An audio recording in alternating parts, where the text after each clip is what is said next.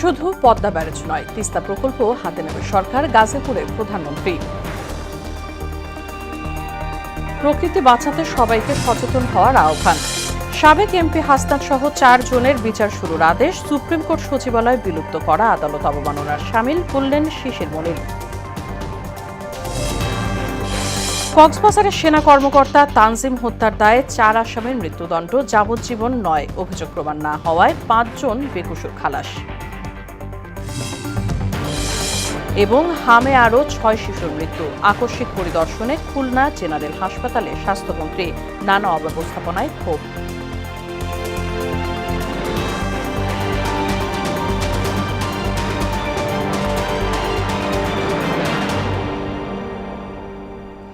আসসালামু আলাইকুম, স্বাগত মোহনা সংবাদে। শুনছিলেন শিরোনাম, পুরো সংবাদের সঙ্গে আছে বাসিদা সুলতানা রিঙ্কু। শুধু পদ্মা ব্যারেজ নয়, তিস্তা ব্যারেজ প্রকল্প বর্তমান সরকার হাতে নেবে বলে অঙ্গীকার করেছেন প্রধানমন্ত্রী তারেক রহমান। বুধবার বিকেলে গাজীপুরে জাতীয় দুর্যোগ ব্যবস্থাপনা গবেষণা ও প্রশিক্ষণ ইনস্টিটিউট ভবনের ভিত্তিপ্রস্তর স্থাপন উদ্বোধন শেষে সুধী সমাবেশে যোগ দিয়ে তিনি এই অঙ্গীকার করেন। বলেন, পদ্মা ব্যারেজ প্রকল্প হাতে নিচ্ছে সরকার। শুষ্ক মৌসুমে কৃষি জমিতে পানি সরবরাহ স্বাভাবিক রাখতে তা করা হবে। তবে সস্তা জনপ্রিয়তার জন্য অনেকে অনেক কথা বলতে পারেন, কিন্তু বর্তমান সরকার আবারও অঙ্গীকার করছে পদ্মা ব্যারেজ শুধু নয়, তিস্তা প্রকল্প হাতে নেবে সরকার। বলেন, দুর্যোগ মোকাবেলায় সম্পূর্ণভাবে করা না গেলেও দেশের মানুষ সচেতন না হলে প্রকৃতিকে বাঁচানো সম্ভব নয়। পদ্মা ব্যারেজ তৈরি করবো আমরা, যেখানে পদ্মা ব্যারেজ এই জন্য আমরা তৈরি করব যে সীমান্তের উপরে তারা ব্যারেজ তৈরি করা, বাঁধ তৈরি করার মাধ্যমে বিভিন্নভাবে পানি তারা নিচ্ছে, কিন্তু আমাদের কাছে যে পানিটি আসছে শুকনো মৌসুমে হয়তো আমরা কম পাচ্ছি, যার ফলে যেটা হচ্ছে নদীতে পানি স্রোত কমে যাওয়ার ফলে অনেক সমস্যা হচ্ছে। আস্তে আস্তে আশপাশগুলো শুকিয়ে যাচ্ছে। এবং শুধু এটাই নয়, এটার সাথে আরেকটি সমস্যা আছে, আমাদের ব্রহ্মপুত্র যে তিস্তা নদী যেটি আছে, আপনারা পত্রিকায় অনেকবার দেখেছেন, অনেকে অনেক কথা বলতে পারে, সস্তা জনপ্রিয়তার জন্য অনেক কথা অনেকে বলতে পারে। তবে আপনাদের সকলের সামনে আজকে আমি পরিষ্কার একটি কথা বলি যে ইনশাল্লাহ এই বিএনপি সরকার পদ্মা ব্যারেজের কাজেও হাত দেবে, ইনশাল্লাহ তিস্তা ব্যারেজের কাজেও দেবে। এর আগে দক্ষতা এবং নিষ্ঠার সঙ্গে দায়িত্ব পালনে আনসার ও গ্রাম প্রতিরক্ষা বাহিনীর সদস্যদের প্রতি আহ্বান জানিয়েছেন প্রধানমন্ত্রী তারেক রহমান। সকালে গাজীপুরের শফিপুরে বাহিনীর 46তম জাতীয় সমাবেশে তিনি বলেন, যে কোনো বাহিনীর জন্যই চেইন অফ কমান্ড মেনে চলা গুরুত্বপূর্ণ বিষয়। আনসার সদস্যদের সংকট নিরসনে সরকার কাজ করছে বলেও জানান প্রধানমন্ত্রী। আরও জানাচ্ছেন Rajib Ahmed.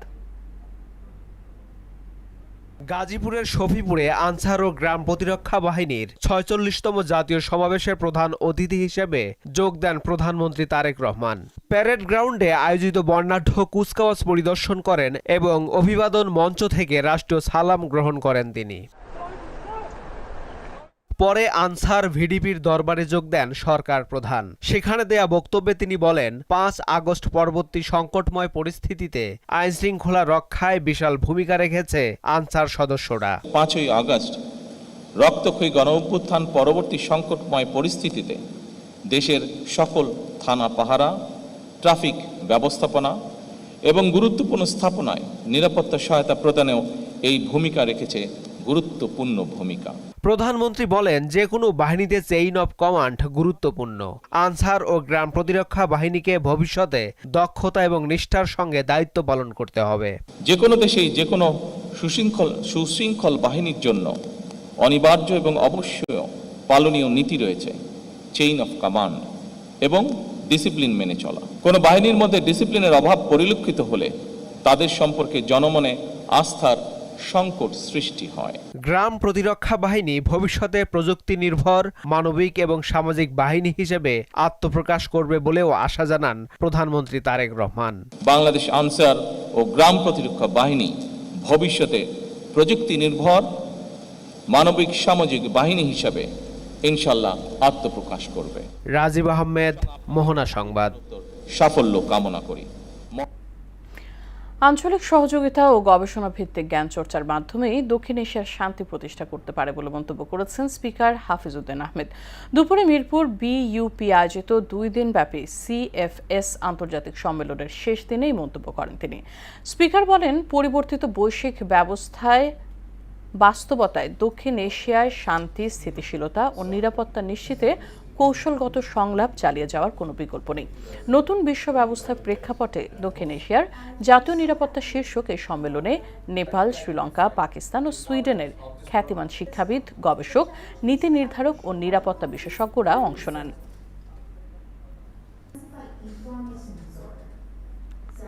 Represents an important national asset.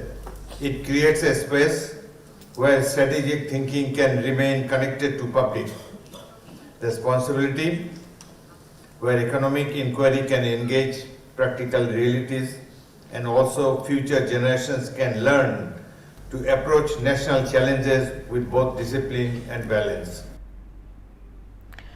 2015 সালে বরিশালের আগুলছড়ায় ক্রসফায়ারে ছাত্রদল নেতা সহ দুজনকে হত্যার ঘটনায় সাবেক এমপি হাসনাত আবদুল্লাহ সহ 4 জনের বিরুদ্ধে বিচার শুরুর আদেশ দিয়েছেন ট্রাইব্যুনাল।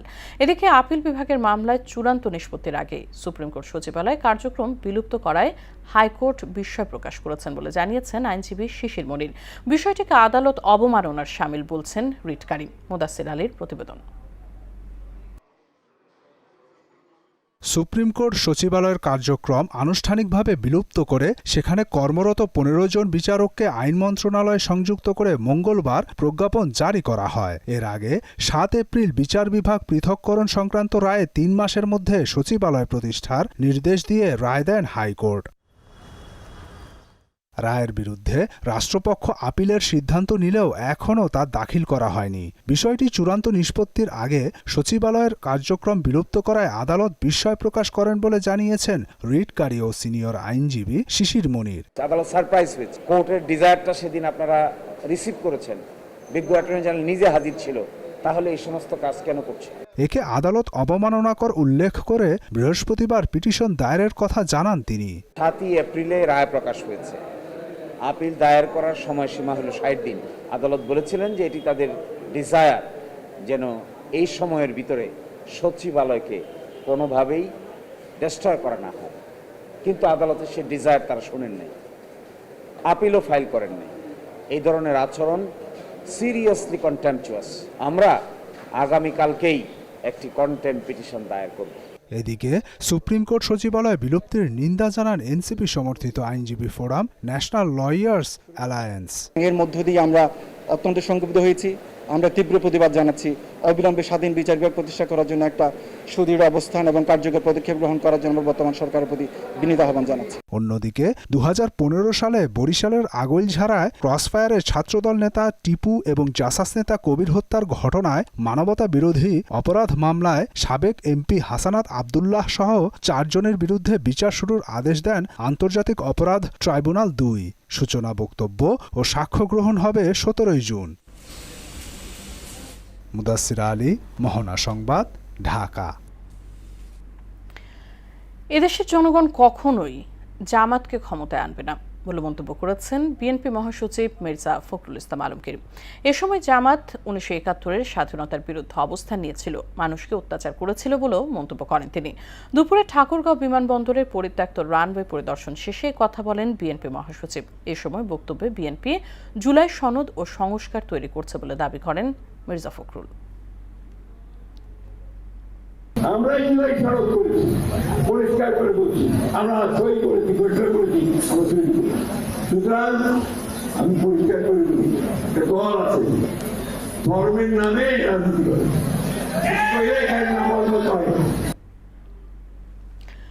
সন্ত্রাস, চাঁদাবাজি, ছিনতাই সহ সাইবার প্রতারণার বিরুদ্ধে জিরো টলারেন্স নীতিতে কাজ করার ঘোষণা দিয়েছেন ডিএমপির নতুন কমিশনার মসলিউদ্দিন আহমেদ।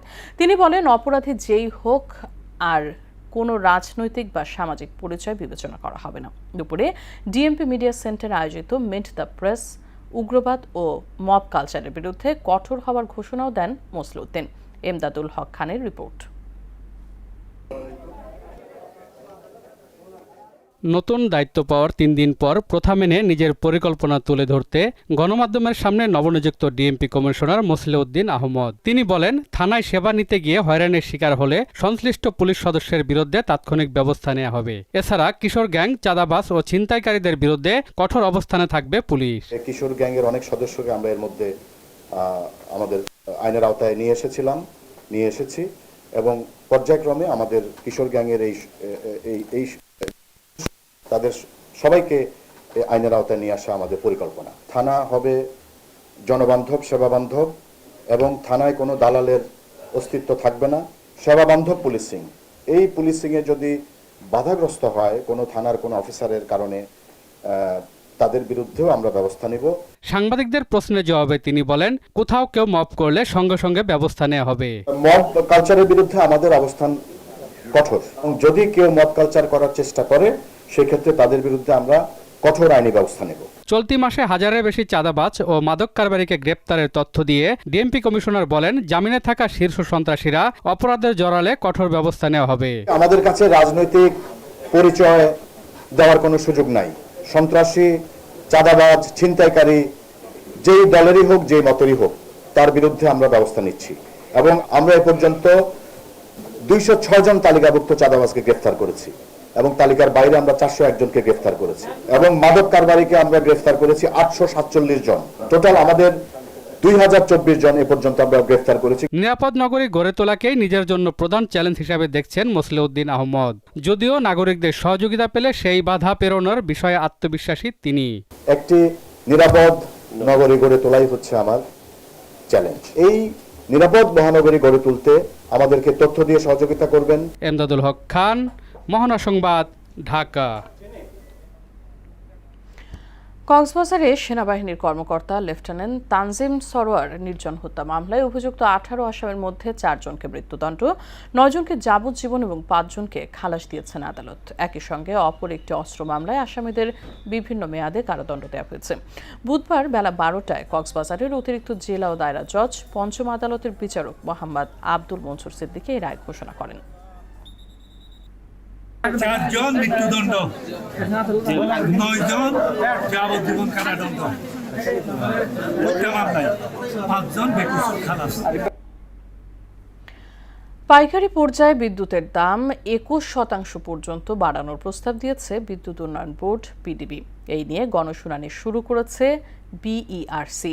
দাম বাড়ানোর প্রক্রিয়ায় তীব্র সমালোচনা করেন নাগরিক সমাজ। যদিও বিইআরসি চেয়ারম্যান বলেন, ভোক্তার স্বার্থ সংরক্ষণের পাশাপাশি জ্বালানি খাতে সুশাসন প্রতিষ্ঠার জন্যই শুনানির আয়োজন করা হয়েছে। আগামীকাল গ্রাহক পর্যায়ে দাম বৃদ্ধির প্রস্তাব নিয়ে শুনানি হবে। নাসির উদ্দিনের রিপোর্ট। সবশেষ 2024 সালের ফেব্রুয়ারিতে নির্বাহী আদেশে বিদ্যুতের মূল্য সমন্বয় করা হয়েছিল। তখন থেকে পাইকারিতে ইউনিট প্রতি গড় দাম 7 টাকা 4 পয়সা এবং গ্রাহক পর্যায়ে প্রতি ইউনিটে গড় দাম 8 টাকা 95 পয়সা নির্ধারণ রয়েছে। এখন আবার বিদ্যুতের দাম বাড়ানোর প্রস্তাব দিয়েছে পিডিবি, যার ভিত্তিতে কৃষিবিদ ইনস্টিটিউটে 2 দিনব্যাপী গণশুনানি আয়োজন করে Bangladesh energy regulatory commission BERC. শুরুতেই পাইকারি বিদ্যুতের দাম 1 টাকা 20 পয়সা থেকে 1.5 টাকা পর্যন্ত বাড়ানোর প্রস্তাব করে পিডিবি।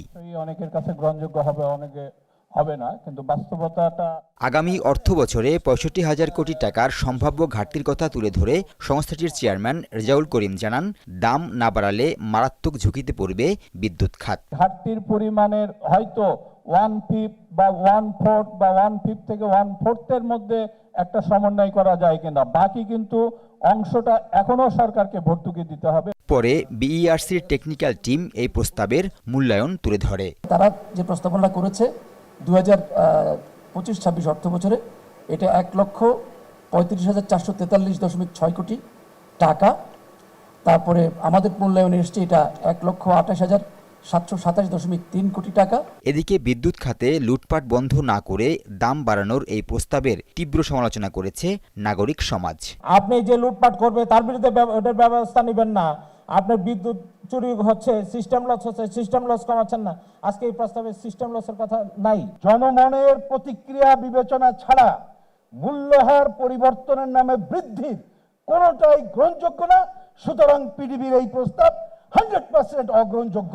আইন অনুযায়ী কার্যক্রম পরিচালনার কথা জানান বিইআরসি চেয়ারম্যান। গণশুনানিতে পক্ষগণ যুক্তিযুক্ত তথ্য, উপাত্ত ও প্রাসঙ্গিক বিষয়াদি পেশ করবেন, যা বস্তুনিষ্ঠ, জ্ঞাত এবং দালিলিক প্রমাণ দ্বারা সমর্থিত এবং যা কমিশনের ন্যায়সঙ্গত সিদ্ধান্ত গ্রহণের জন্য সহায়ক হবে।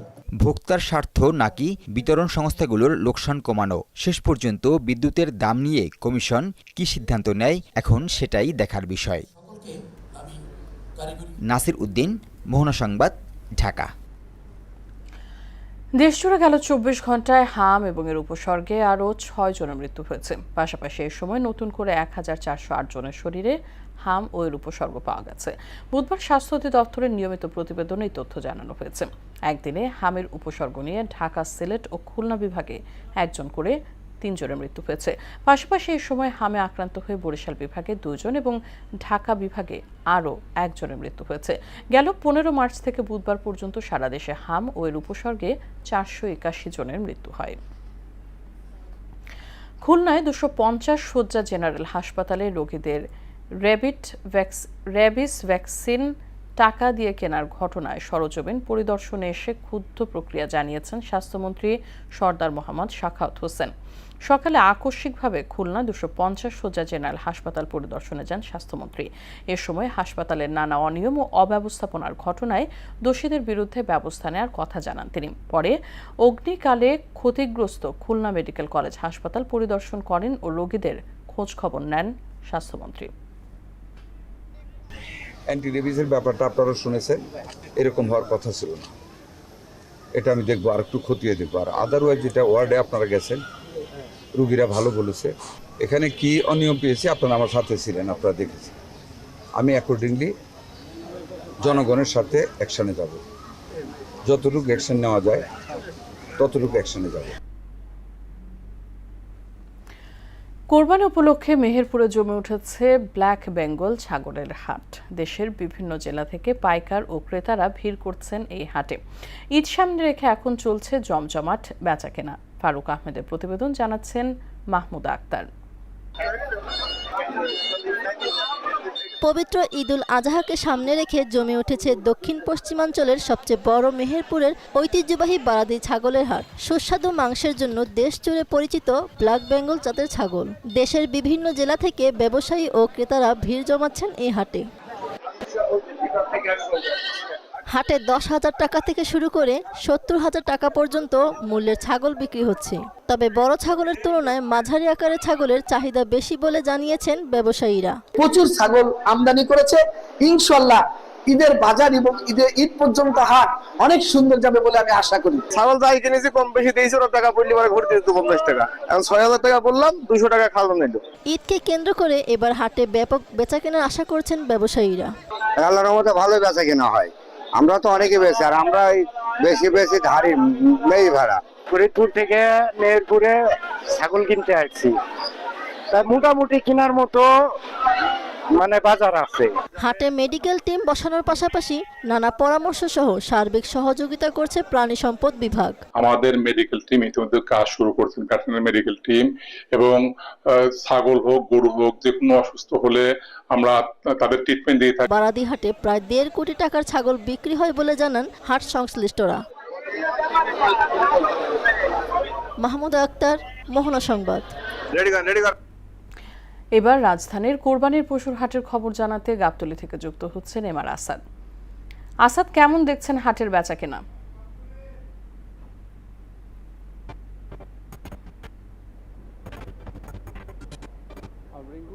ঈদুল আজহাকে কেন্দ্র করে আসলে সবচেয়ে যে সবার যে মনোযোগের একটা কেন্দ্র থাকে আসলে গাবতলীর যে গবাদি পশুর হাট রয়েছে সেখানে, এবং সেখানে এখন আমি অবস্থান করছি এবং আমি আপনাকে দেখানোর চেষ্টা করছি যে নানা রঙের নানা আকারের গবাদি পশু আসলে এখানে রয়েছে। এবং বিশেষ করে আমি এখন যে জায়গায় রয়েছি, যে শেডের নিচে রয়েছি, সেখানে আসলে মূলত কোরবানির যে গরুগুলো নিয়ে আসা হয়েছে সেগুলো এখানে রয়েছে। এবং আপনি যে এই লাইনে যে গরুগুলো দেখতে পাচ্ছেন, এগুলোর রেঞ্জ কিন্তু বলা হচ্ছে 10 লাখ টাকার আশেপাশে, এরকম একটি রেঞ্জ তারা বলছেন। তবে এখন পর্যন্ত আমরা দেখেছি যে বাজারে এখন পর্যন্ত এই যে গরুর হাটে গরুর যে উপস্থিতি বা গরুর যে আমদানি সেটা কিন্তু এখন অনেকটুকুই কম। এবং আমরা ব্যাপারীদের সঙ্গে কথা বলেছি, তারা আমাদেরকে যে বিষয়টি আসলে জানিয়েছেন যে আগামী যে শুক্রবার, সেই শুক্রবারের পর থেকে মূলত তাদের যে গরুর আমদানি সেটি বাড়বে এবং তখন গরুর যে বাজার সেটি জমজমাট হবে। তবে সেই তুলনায় যদি বলি গাবতলী পশুর হাটে যে ছাগলের যে বাজারটি রয়েছে সেটি কিন্তু তুলনামূলকভাবে এখনই জমে গিয়েছে এবং আমরা দেখেছি যে সেখানে প্রচুর পরিমাণে ছাগলের যে আমদানি এবং তাদের যে উপস্থিতি এবং সেই শেডগুলো কিন্তু ছাগলে পরিপূর্ণ হয়ে রয়েছে।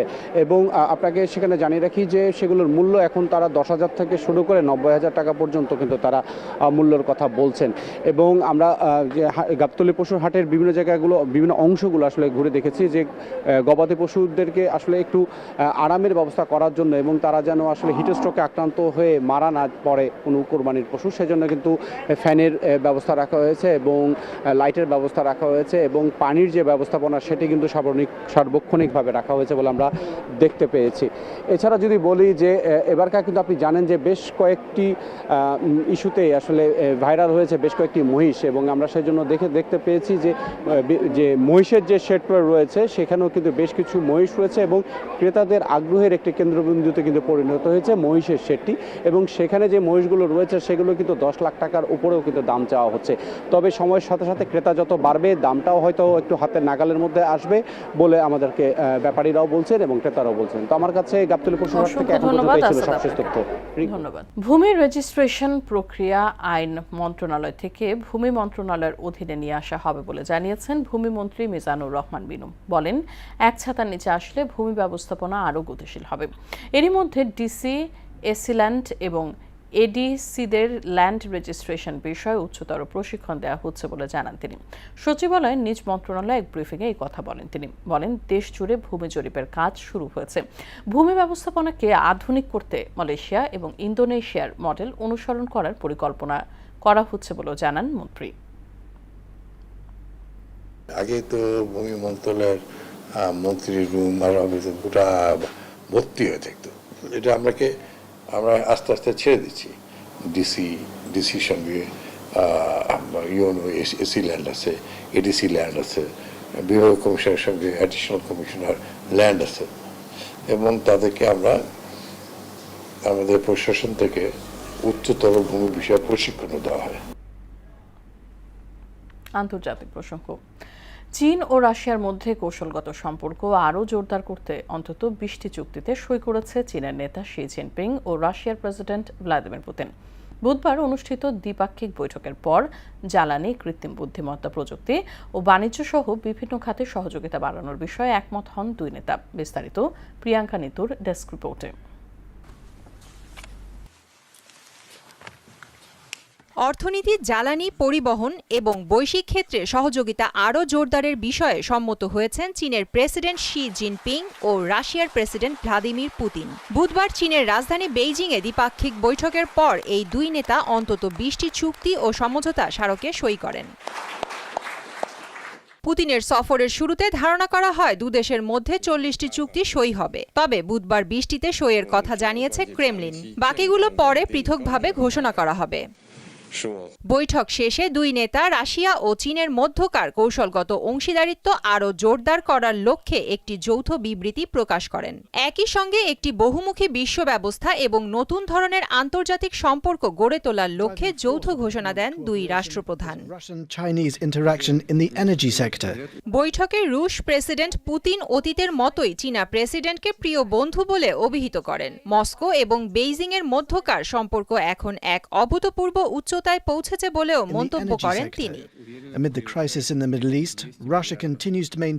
বৈঠক শেষে সংবাদ সম্মেলনে ভ্লাদিমির পুতিন জানান, রাশিয়া চীনে নিরবিচ্ছিন্নভাবে তেল ও গ্যাস সরবরাহ বজায় রাখতে প্রস্তুত এবং দুই দেশের বাণিজ্য যে কোনো বহিরাগত প্রভাব ও নেতিবাচক বিষয় থেকে সুরক্ষিত থাকবে।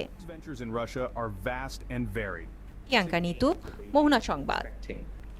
শেষ করব সংবাদ, তবে যাবার আগে শিরোনামগুলো আরেকবার।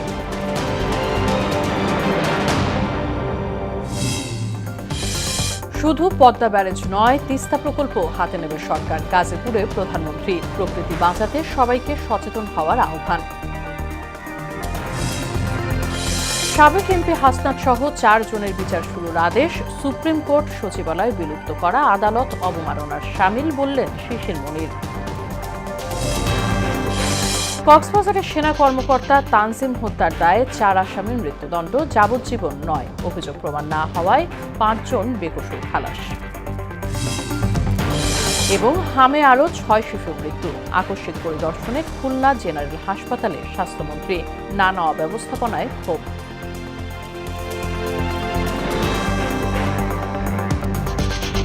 এই ছিল সংবাদে। পরবর্তী সংবাদ রাত 9টায়। এর আগে সন্ধ্যা 7টায় দেখবেন সংবাদ এক নজরে। মোহনার সবশেষ খবর জানতে ভিজিট করুন www.mohana.tv। সংবাদ দেখতে পারেন ফেসবুক ও ইউটিউবে। সঙ্গে থাকার জন্য ধন্যবাদ সবাইকে।